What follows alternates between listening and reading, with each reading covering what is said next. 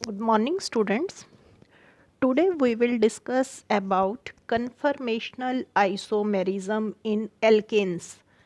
अब जो आपके एल्केन्स होते हैं ये कन्फर्मेशनल आइसोमेरिज्म शो करते हैं। स्टीरियो आइसोमेरिज्म की टाइप है, मैंने आपको बताया था। स्टीरियो आइसोमेरिज्म में आप कन्फर्मेशनल, ज्योमेट्रिकल और ऑप्टिकल तीनों आइसोमेरिज्म पढ़ेंगे। तो जिसमें से जो एल्केन्स आपके होते हैं और साइक्लो एल्केन्स होते हैं ये कन्फर्मेशनल आइसोमेरिज्म आपका शो करते हैं। ठीक है, तो आज हम एल्केन्स जिसमें कि हम पर्टिकुलर इथेन और ब्यूटेन इनके हैं कन्फर्मेशंस हमारे सिलेबस में, हम इथेन का और ब्यूटेन की कन्फर्मेशंस को डिटेल में स्टडी करेंगे। Now first of all, what are conformations? Conformational isomerism क्या होता है, कन्फर्मेशंस क्या होती हैं? अब कन्फर्मेशंस जो होती हैं that are different spatial arrangements of the molecule. Spatial का मतलब है कि अरेंजमेंट इन स्पेस, स्पेस में आपका ये अरेंजमेंट डिफ़र करेगा। और ये कन्फर्मेशंस आपकी कैसे बनती हैं? Due to rotation about carbon carbon single bond. तो क्या होता है कि कार्बन कार्बन सिंगल बॉन्ड के अराउंड जब रोटेशन होती है तो you will get infinite number of momentarily spatial arrangements, कि किसी मोमेंट पर आपका कोई अरेंजमेंट है स्पेस में, फिर आप फिर रोटेट कर देते हैं, देन फिर कुछ और अरेंजमेंट हो जाता है। तो इस तरह से ये जो जितने भी अरेंजमेंट्स आपको मिलते हैं उसको आप कन्फर्मेशंस कहते हैं, कन्फर्मर्स कहते हैं या रोटामर्स कहते हैं। एक ही बात है, रोटेशन से बनते हैं तो रोटामर्स कह देते हैं। कन्फर्मेशनल आइसोमेरिज्म है ये कन्फर्म, इसलिए हम इसको कन्फर्मर्स या कन्फर्मेशंस बोल देते हैं। ठीक है, अब क्या है, जैसे ये आपका कार्बन कार्बन सिंगल बॉन्ड है, इस कार्बन कार्बन सिंगल बॉन्ड को आप फ्रीली रोटेट कर सकते हैं। अब ये जो कार्बन कार्बन सिंगल बॉन्ड होता है that consist of sigma bond, ये सिग्मा बॉन्ड है। और सिग्मा बॉन्ड आपका जब भी बनता है वो आपका एक्सियल ओवरलैप से बनता है। जैसे कि सपोज करो एक कार्बन एटम ये है, एक कार्बन एटम ये है, इन दो कार्बन एटम्स ने आपस में ज्वाइन करके मॉलिक्यूलर ऑर्बिटल जब आपका बनाया तो सपोज करो ये मॉलिक्यूलर ऑर्बिटल आपका बन गया। ठीक है, तो इस मॉलिक्यूलर ऑर्बिटल में जो इलेक्ट्रॉन क्लाउड है that is symmetrical, cylindrically symmetrical electron cloud आपका रहता है अलोंग द इंटरन्यूक्लियर एक्सिस। और इसी वजह से आपकी कार्बन कार्बन सिंगल बॉन्ड के अराउंड जो रोटेशन है दैट इज़ ऑलमोस्ट फ्री। मतलब फ्री का मतलब यह है कि it require a very very little amount of energy, बहुत ही कम एनर्जी चाहिए। जैसे ज्योमेट्रिकल आइसोमेरिज्म में आप पढ़ेंगे वहाँ बहुत ज़्यादा एनर्जी चाहिए, पाई बॉन्ड वहाँ ब्रेक होगा और आपका इसी वजह से जो ज्योमेट्रिकल आइसोमेरिज्म है वो आपकी कन्फर्मेशंस इतनी इनफाइनाइट नंबर ऑफ कन्फर्मेशंस ना बन के फिक्स कन्फिग्रेशंस आपकी बनती हैं, जैसे आपके सिस और ट्रांस आइसोमर बन जाते हैं। लेकिन यहाँ पर आपकी क्योंकि कार्बन कार्बन जो सिंगल बॉन्ड है उसके अराउंड जो रोटेशन है दैट इज़ ऑलमोस्ट फ्री, इस वजह से यू कैन से कि there are infinite number of spatial arrangements of atoms जो कि आपको मिलते हैं by rotation around carbon carbon single bond. ठीक है, जिनको आप कन्फर्मेशंस या रोटेशनल आइसोमर्स या रोटामर्स या कन्फर्मर्स आप कह सकते हैं। राइट तो सबसे पहले हम करेंगे कन्फर्मेशंस ऑफ इथेन। तो इथेन आपका सिंपलेस्ट हाइड्रोकार्बन है जिसकी आपकी दो कन्फर्मेशंस होती हैं, staggered conformation and eclipsed conformation. Now first of all what are staggered and eclipsed conformation? तो पहले स्टैगर्ड कन्फर्मेशन हम कर रहे हैं। स्टैगर्ड कन्फर्मेशन में क्या होता है sorry, carbon carbon single bond आपका रहेगा और जो उस पर एटम्स या ग्रुप्स प्रेजेंट हैं they should be as far apart as possible, जितने एक दूसरे से दूर हो सकते हैं उतने दूर वो होंगे। ठीक है, जैसे कि ये आपका है इथेन। अब आप ये इथेन देख रहे हैं, इस इथेन में ये जो 6 हाइड्रोजन एटम आपके प्रेजेंट हैं that are as far apart as possible. ठीक है, तो स्टैगर्ड कन्फर्मेशन हमारी यही होती है जिसमें आपके जो एटम्स और ग्रुप्स प्रेजेंट हैं कार्बन एटम पर that are as far apart as possible. और एक्लिप्स्ड कन्फर्मेशन में क्या होता है, एक्लिप्स्ड में they are as close as possible.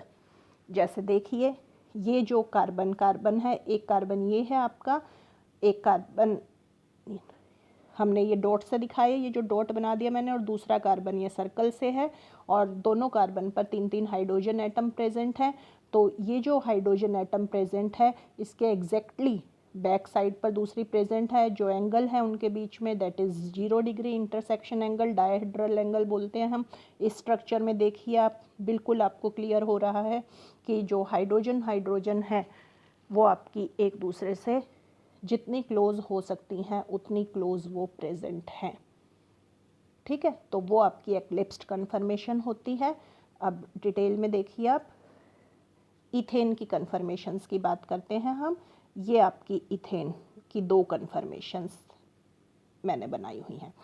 तो सबसे पहले तो ये जो मैंने ये सारी फर्स्ट बनाई हैं ये स्टैगर्ड है, और ये सेकंड पे जो बनाई हैं 60 डिग्री की रोटेशन से, ये आपकी एक्लिप्स्ड है। तो सबसे पहले तो मैंने ये इथेन का पर्सपेक्टिव फार्मूला मीन्स उनकी जो फ्लाइंग वेज रिप्रेजेंटेशन आप कह सकते हो, 3 डायमेंशनल में हम करते हैं इथेन की, वो ये है। इथेन है आपका CH3CH3। ठीक है, तो CH3CH3 में एक तो ये जो आपका है कार्बन कार्बन सिंगल बॉन्ड हो गया। ठीक है, तो ये कार्बन कार्बन सिंगल बॉन्ड आपने हॉरिजॉन्टली ड्रॉ कर लेना in the plane of the paper, right. उसके बाद ये जो वेजेस आपने बनाए हैं, वेजेस कौन से हैं, ये वाले, ये जो आपने डार्क उससे बनाए हैं, ये 2 वेजेस हैं आपके। ये वेजेस आपके क्या रिप्रेजेंट करते हैं, ये रिप्रेजेंट करते हैं the bonds lying above the plane of the paper, right. और जो ये आपकी ऑर्डिनरी लाइंस हैं जो कि इस हाइड्रोजन के साथ हैं और इस हाइड्रोजन के साथ हैं, ये ऑर्डिनरी लाइंस आपके डिनोट करती हैं bonds lying within the plane of the paper. ठीक है, और ये जो डॉटेड लाइन है जो कि मैंने इस हाइड्रोजन के साथ बनाई है और इस हाइड्रोजन के साथ बनाई है, ये आपके रिप्रेजेंट करते हैं bonds lying below the plane of the paper. ठीक है, तो ये आपका रहेगा स्टैगर्ड में, और एक्लिप्स्ड में आपका अरेंजमेंट देखिए ये रहेगा। आपके ये जो वेजेस वाले बॉन्ड है ये दोनों नीचे की तरफ मैंने ड्रॉ कर रखे हैं। ये जो आपकी सिंगल आपकी ऑर्डिनरी लाइंस है ये दोनों ऊपर की तरफ हैं, और ये जो आपके हैं डॉटेड लाइन है जो कि below the plane of paper है, वो आपका ये अरेंजमेंट रहेगा। ठीक है, देन आप देखिए, अब इथेन को हम 2 फॉर्म्स में रिप्रेजेंट कर सकते हैं। इथेन की जो कन्फर्मेशंस हैं उनको हम रिप्रेजेंट करते हैं by sawhorse formula and Newman projection formula. तो सबसे पहले देखिए साहोर्स जो फार्मूला होता है उसमें आपको किस तरह से रिप्रेजेंट करना है। उसमें आपको इथेन को इस तरह से रिप्रेजेंट करना है, जैसे इथेन इज़ CH3CH3, ये आपका इथेन है।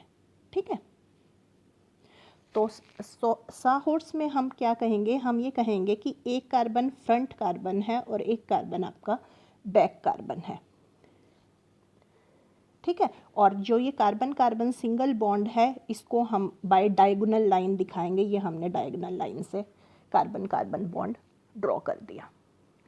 ठीक है, कार्बन कार्बन कर दिया। अब जो आपका लोअर लेफ्ट कार्बन है, लोअर लेफ्ट कार्बन, ये वाला आपका लोअर लेफ्ट कार्बन, इसको हम कहते हैं दिस इज़ फ्रंट कार्बन, यानी कि ये वाला।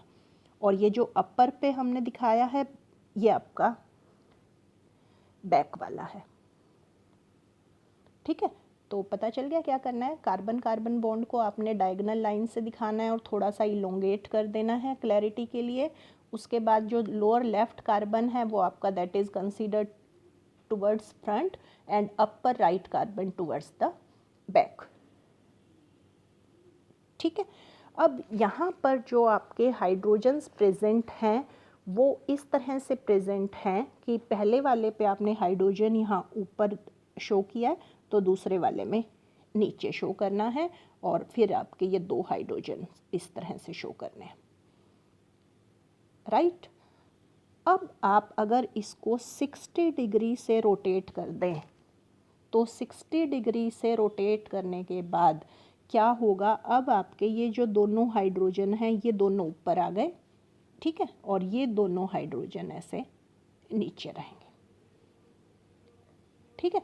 एंड दिस इज एक्लिप्स्ड फॉर्म, ये एक्लिप्स्ड फॉर्म है आपकी, और ये आपकी स्टैगर्ड फॉर्म है। तो ये स्टैगर्ड फॉर्म और एक्लिप्स्ड फॉर्म की आपकी साहोर्स प्रोजेक्शंस है, ठीक है। देन हम बात करते हैं न्यूमैन प्रोजेक्शन की। न्यूमैन प्रोजेक्शन में आपके क्या करना होता है, न्यूमैन प्रोजेक्शन में आपके again you consider ethane as CH3, आपका इथेन है CH3, ठीक है। अब यहाँ पर आप कार्बन्स को कंसीडर करते हैं कि one carbon is towards your eye, this is near your eye, and this is away from your eye, ठीक है। तो नियर फ्रॉम योर आई जो है that is shown by dot, जैसे ये डॉट हो गया, ये डॉट हो गया, ठीक है। And away from the I is drawn in form of circle, जैसे ये सर्कल हो गया, ठीक है। तो अवे फ्रॉम आई आपका सर्कल वाला, एंड नियर आई आपका पॉइंट से आपने शो कर देना है। और फिर तीनों पर आपने स्टैगर्ड में आपने हाइड्रोजन्स बना देनी है by 3 equally spaced line originating from the point. ये बना दी 3 इक्वली स्पेस्ड लाइन, ऐसे ही 3 आपने सर्कल पे बना देनी है, ठीक है। देन स्टैगर्ड में आपने क्या, स्टैगर्ड की ही बात कर रहे थे हम। स्टैगर्ड में अब आप ये देख रहे हैं ये हाइड्रोजन एक दूसरे से जितना मैक्सिमम दूर हो सकती हैं उतना मैक्सिमम ये दूर हैं, ठीक है। लेकिन एक्लिप्स्ड कन्फर्मेशन में जैसे ये हाइड्रोजन प्रेजेंट है आपकी नियर द आई वाले पे, तो ये देखो जो अबव द आई वाले पे भी अवे फ्रॉम द आई वाले पे प्रेजेंट हैं, ये एग्जैक्टली इसके बैक साइड में प्रेजेंट है, ठीक है। एग्जैक्टली बैक साइड में आप ये पिछले वाले स्ट्रक्चर देखिए, ये देखिए एग्जैक्टली ये जो हाइड्रोजन है एग्जैक्टली बैक साइड में प्रेजेंट है, ये और ये, ठीक है, ये और ये बिल्कुल बैक साइड में। तो ये आपकी एक्लिप्स्ड कन्फर्मेशन है। तो ये आपके इथेन के फॉर्म्स हैं जिसमें आपकी तीनों मैंने फ्लाइंग वेज रिप्रेजेंटेशन, साहोर्स रिप्रेजेंटेशन और न्यूमैन प्रोजेक्शन फार्मूला तीनों आपको समझाए। क्लियर है ये आपको? अब इनकी रिलेटिव स्टेबिलिटी क्या है? रिलेटिव स्टेबिलिटी हमने डिस्कस करनी है। स्टैगर्ड फॉर्म जो आपकी होती है that is more stable than eclipsed form, ठीक है। And why this is so, उससे पहले आपको ये 2 टर्म्स पता होनी चाहिए। पहले फर्स्ट टर्म है टोर्जनल स्ट्रेन या टोर्जन स्ट्रेन भी आप इसको बोलते हैं, या आप इसको एक्लिप्सिंग स्ट्रेन भी बोलते हैं, या एक्लिप्स्ड इंट्रैक्शन स्ट्रेन भी बोलते हैं, ठीक है। तो ये स्ट्रेन आपका कब एराइज होता है? ये स्ट्रेन आपका जब एराइज होता है इथेन के अंदर when you change a staggered conformation into eclipsed conformation, यानी आप 60 डिग्री से रोटेट कर दीजिए स्टैगर्ड कन्फर्मेशन को तो आपकी एक्लिप्स्ड फॉर्म बन जाएगी, और एक्लिप्स्ड फॉर्म में ये टोर्जन स्ट्रेन होगा, ठीक है। तो ये टोर्जन स्ट्रेन क्यों होता है? Due to repulsion between pairs of bonding electron, कि ये जो एक कार्बन हाइड्रोजन के बॉन्डिंग इलेक्ट्रॉन थे वो दूसरे कार्बन हाइड्रोजन के बॉन्डिंग इलेक्ट्रॉन्स को अब रिपेल करेंगे, ठीक है। तो रिपेल करेंगे तो सिस्टम की एनर्जी इंक्रीज हो जाती है, एंड उस रिपल्शन से कितनी एनर्जी इंक्रीज हो जाती है? That is approx 12 kilo joule per mole, और यू कैन से 2.9 किलो कैलोरी पर मोल। ठीक है, अब जैसे ये देखिए, अब आपकी कन्फर्मेशंस बनी हुई हैं दोनों, this is staggered conformation and this is eclipsed conformation. Staggered में आप देखिए ये जो हाइड्रोजन्स हैं ये एक दूसरे से जितना मैक्सिमम दूर हो सकते हैं उतना दूर हैं। ठीक है, स्टैगर्ड वाले में ये जो रेड है आपकी ये एक कार्बन एटम पे प्रेजेंट है, ये जो ग्रीन है आपकी ये दूसरे कार्बन एटम पे प्रेजेंट है और मैक्सिमम एक दूसरे से अपार्ट हैं। लेकिन अब आपने इसको 60 डिग्री रोटेट कर दिया। 60 डिग्री रोटेट करने के बाद अब आपका क्या होगा, जैसे ये रेड वाली है ये इस ग्रीन वाले के पीछे चली गई। ठीक है, इसी तरह ये वाली रेड वाली भी इस ग्रीन के पीछे चली गई, ये रेड वाली भी इस ग्रीन के पीछे चली गई। तो आपकी ये कन्फर्मेशन आपको बन गई, दिस इज़ एक्लिप्स्ड कन्फर्मेशन।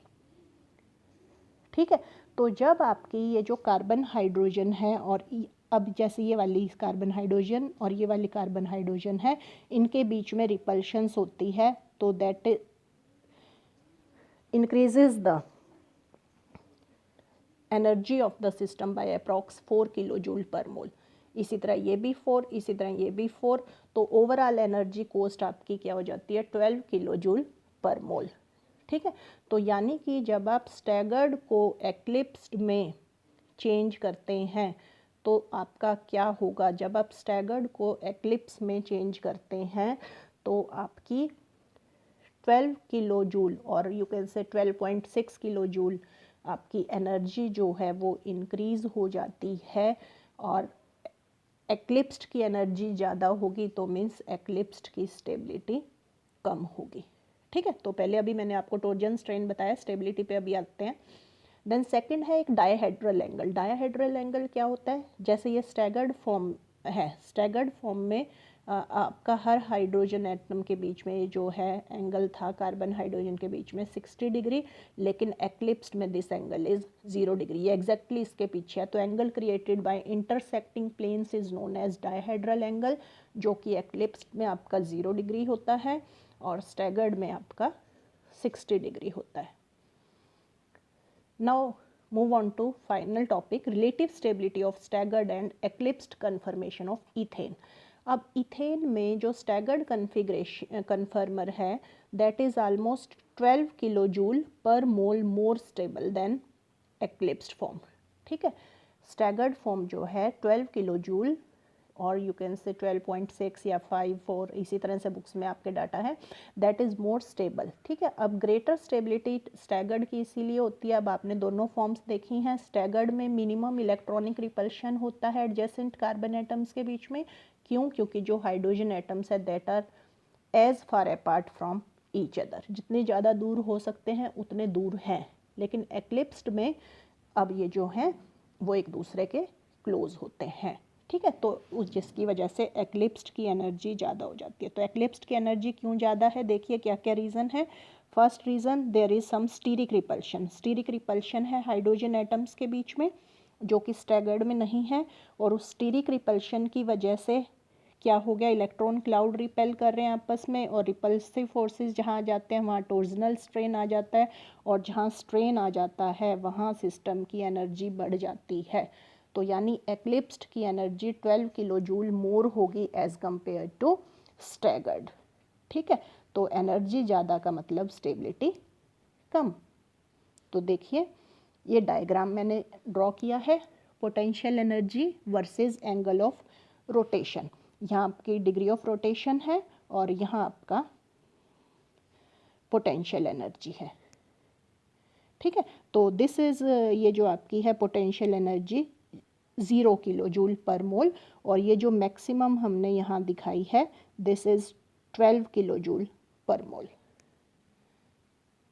ठीक है, तो जब आपका डायहेड्रल एंगल 0 डिग्री है, ठीक है, 0 डिग्री पर आपने पढ़ा भी पीछे, एक्लिप्स्ड आपकी फॉर्म प्रेजेंट होगी। अब आपने उसको 60 डिग्री रोटेट कर दिया, हाइड्रोजन अब आपकी 60 डिग्री अपार्ट हो गई, तो आपकी स्टैगर्ड कन्फर्मेशन मिल गई, तो ये आपकी स्टैगर्ड कन्फर्मेशन है। देन फिर 60 डिग्री रोटेट कर दीजिए, एक्लिप्स्ड मिल जाएगी। फिर 60 डिग्री से स्टैगर्ड, देन फिर 60 डिग्री से एक्लिप्स्ड, फिर 60 से स्टैगर्ड, एंड फिर 60 डिग्री से आप रोटेट करेंगे तो एक्लिप्स्ड।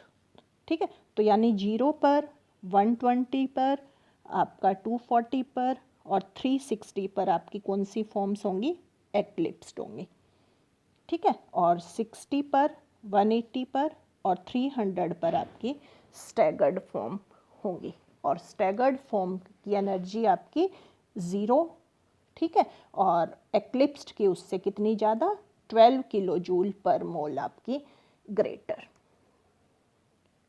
ठीक है। तो हालांकि जो एक्लिप्स्ड है that is 12 kilo joule more energy, but this is a very small amount of energy, बहुत ज़्यादा नहीं है ये energy, that's why 2 forms of your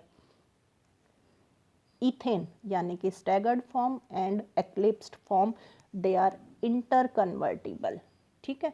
एक कन्फर्मेशन को आप दूसरे कन्फर्मेशन में बहुत ही ईजीली चेंज कर सकते हैं, रेडली इंटर कन्वर्टिबल हैं, जिसकी वजह से you can not separate 2 conformations of ethane. किसी मोमेंट पर क्या होगा, सारे के सारे मॉलिक्यूल आपके स्टैगर्ड कन्फर्मेशन में एग्जिस्ट करेंगे, क्यों, क्योंकि उसकी मिनिमम एनर्जी होती है और मैक्सिमम स्टेबिलिटी होती है, ठीक है। और किसी पर आपकी वो आपने रोटेट किया एक्लिप्स्ड में, लेकिन एक्लिप्स्ड फॉर्म इमीडिएटली स्टैगर्ड में चेंज हो जाएगी, तो आप स्टैगर्ड फॉर्म और एक्लिप्स्ड फॉर्म को सेपरेट नहीं कर सकते, राइट। तो this was all about conformations of ethane. Now we will discuss conformations of N butane. N butane, N butane आपका क्या है, एन ब्यूटेन को हम कंसीडर करते हैं as a derivative of ethane.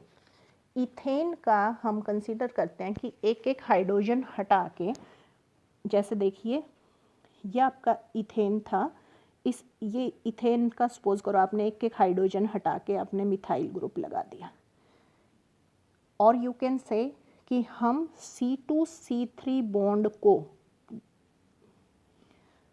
Fix कर देते हैं, C2C3 बॉन्ड के अक्रॉस हम जो मिथाइल ग्रुप्स प्रेजेंट हैं, ठीक है, और इस कार्बन पर 2 हाइड्रोजन प्रेजेंट है, ऐसे ये मिथाइल और इस कार्बन पर 2 हाइड्रोजन प्रेजेंट, तो उनका अरेंजमेंट हमने स्टडी करना है, ठीक है।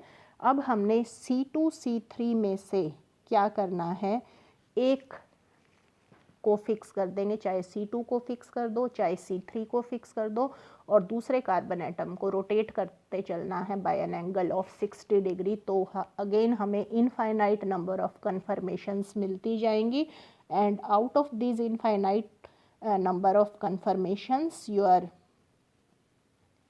4 कन्फर्मेशंस, और यू कैन से 6 कन्फर्मेशन, क्योंकि 360 डिग्री की रोटेशन से हम स्टडी करेंगे तो 4 बनती हैं, 2 आपकी गाउच। अभी पहले आप ये कन्फर्मेशन देखिए, देखिए फर्स्ट वन में आपका क्या होगा, फर्स्ट वन में आपका जैसे ये कार्बन है, इस कार्बन पर आपके एक मिथाइल प्रेजेंट, एक हाइड्रोजन प्रेजेंट, एक हाइड्रोजन प्रेजेंट, ठीक है। सपोज करो this is second carbon atom, third carbon atom अब आपने क्या करना है, सर्कल की फॉर्म में दिखाना है। तो सबसे पहले 0 डिग्री पर तो आपको पता है फुल्ली एक्लिप्स्ड फॉर्म होगा, मिथाइल इसके एग्जैक्टली बैक, हाइड्रोजन इसके एग्जैक्टली बैक, हाइड्रोजन इसके एग्जैक्टली बैक, तो this conformation is fully eclipsed. Then 60 degree की रोटेशन कीजिए, 60 डिग्री की रोटेशन से अब ये 60 डिग्री अपार्ट हो गए मिथाइल ग्रुप, तो अब आपकी जो कन्फर्मेशन है that is gauche. Then further 60 degree की रोटेशन कीजिए, फर्दर 60 डिग्री की रोटेशन करेंगे तो आप क्या होगा, फर्दर 60 डिग्री की रोटेशन से अब ये वाला जो मिथाइल था ये इसके पीछे आ जाएगा, यानी कि यहाँ आ गया, and this is partially eclipsed form, या सिर्फ एक्लिप्स्ड भी बोल देते हैं, ठीक है। देन अब फिर से 360 डिग्री की रोटेशन कीजिए, अब ये वाला मिथाइल कहाँ आ जाएगा, यहाँ आ गया एग्जैक्टली 180 डिग्री के एंगल पर, तो this is known as anti form, ठीक है। तो 4 आपकी फॉर्म्स पॉसिबल हैं एन ब्यूटेन की मेन, 0 डिग्री पर फुल्ली एक्लिप्स्ड, 60 पर गाउच हो गई, देन फिर 60 आपने किया, देन आपकी पार्शियली एक्लिप्स्ड, देन 60 पर एंटी। अब इस एंटी को फर्दर 60 डिग्री से रोटेट करेंगे तो क्या होगा, जब आप एंटी को फर्दर 60 डिग्री से रोटेट करेंगे तो ये वाला मिथाइल अब इसके पीछे चला जाएगा, तो वो यही फॉर्म रहेगी आपकी पार्शियली एक्लिप्स्ड। और पार्शियली एक्लिप्स्ड को फिर आप 60 डिग्री से रोटेट करेंगे तो ये वाली फॉर्म यहाँ, ये मिथाइल अब यहाँ आ जाएगा। तो मिथाइल मिथाइल अगेन 60 डिग्री पे होंगे तो यू विल गेट गाउच, और फिर 60 डिग्री कर देंगे तो you will get fully eclipsed. तो ओवरऑल आपकी 4 फॉर्म्स रहेंगी, fully eclipsed, gauche, partially eclipsed and anti. अब हमें इनकी कन्फर्मेशंस करनी है। तो सबसे पहले जो गाउच और एंटी कन्फर्मेशन है, अब ये आपकी इसकी स्टैगर्ड कन्फर्मेशन है ब्यूटेन की। तो स्टैगर्ड है तो इनमें टॉर्जनल स्ट्रेन नहीं होगा।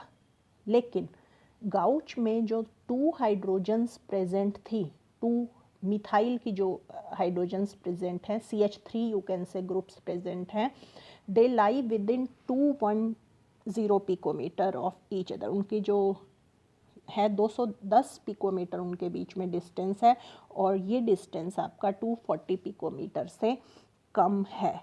240 पिकोमीटर उनका वैंडरवॉल रेडियाई है। ये हमने वैंडरवॉल इंटरेक्शन में भी किया था, फ्लैगपोल हाइड्रोजन्स की बात की थी, वहाँ 240 से कम 183 पिकोमीटर डिस्टेंस हो गया था।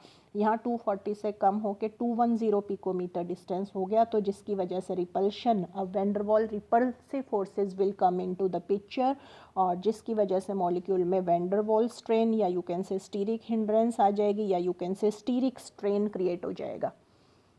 ठीक है, तो इस स्टीरिक स्ट्रेन की वजह से जो एंटी कन्फर्मेशन है वो आपकी ज़्यादा स्टेबल हो जाएगी। एंटी में 180 डिग्री पे प्रेजेंट है, तो देखिए कोई स्टीरिक स्ट्रेन नहीं है। पिछली स्लाइड पे चलते हैं। एंटी में आपकी कोई स्टीरिक स्ट्रेन नहीं है, आपकी 180 डिग्री पर प्रेजेंट है, लेकिन यहाँ पर आपका स्टीरिक स्ट्रेन आ जाएगा। तो स्टीरिक स्ट्रेन आने की वजह से जो गाउच फॉर्म है वो लेस स्टेबल हो जाएगी as compare to anti form. Anti form most stable, और ये आपकी लेस स्टेबल देन एंटी। ठीक है, देन ओवरऑल क्या रहेगा आपका ऑर्डर? ओवरऑल रहेगा anti, then gauche, and then partially eclipsed, then fully eclipsed, ये रहेगा ऑर्डर। अब एंटी ज़्यादा स्टेबल है गाउच से, ये हमने पढ़ लिया कि एंटी में कोई स्टीरिक स्ट्रेन नहीं है, गाउच में स्टीरिक स्ट्रेन क्रिएट हो गया, और स्टीरिक स्ट्रेन होने की वजह से आपकी जो है ये कम स्टेबल हो गई। देन आप आ जाओ पार्शियली एक्लिप्स्ड पर और फुल्ली एक्लिप्स्ड पर। अब पार्शियली एक्लिप्स्ड फॉर्म आपकी कम स्टेबल होती है गाउच से। ठीक है, क्यों कम स्टेबल होती है पार्शियली एक्लिप्स्ड फॉर्म गाउच से? क्योंकि गाउच के अंदर अब आपकी 2 तो methyl hydrogen groups eclipsing interaction या टॉर्जन स्ट्रेन की बात कर रहे हैं हम, and 1 hydrogen hydrogen eclipsing interactions are present.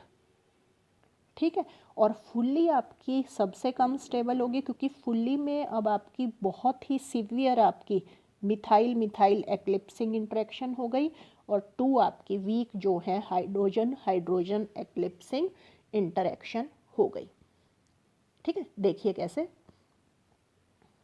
ये इंटरेक्शन पहले मैंने बताई है। अगर हाइड्रोजन हाइड्रोजन एक दूसरे के पे प्रेजेंट है, एक्लिप्सिंग इंटरेक्शन उसके बीच में है, तो लगभग 4 किलो जूल एनर्जी सिस्टम की बढ़ जाती है। हाइड्रोजन मिथाइल हैं तो 6, मिथाइल मिथाइल हैं तो लगभग 11, और अगर मिथाइल मिथाइल गाउच है, ये स्टीरिक स्ट्रेन है। ठीक है, ये तीनों आपकी एक्लिप्सिंग इंटरेक्शन है, और टॉर्जनल स्ट्रेन है पहली वाली, और ये आपकी गाउच के अंदर स्टीरिक स्ट्रेन है, जिसकी वजह से लगभग 3.8 किलो जूल पर मोल सिस्टम की एनर्जी आपकी इंक्रीज हो जाती है।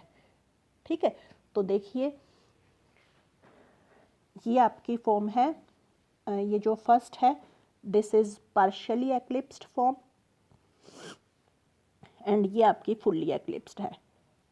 फुल्ली एक्लिप्स्ड में मिथाइल मिथाइल जो है ये इंटरेक्शन, एक्लिप्सिंग इंटरेक्शन आपकी जो है इससे 11 किलो जूल पर मोल एनर्जी आपकी बढ़ रही है, और ये आपकी है हाइड्रोजन हाइड्रोजन, तो दोनों से 4 तो लगभग आपकी 19 किलो जूल पर मोल सिस्टम की एनर्जी ज़्यादा हो जाएगी।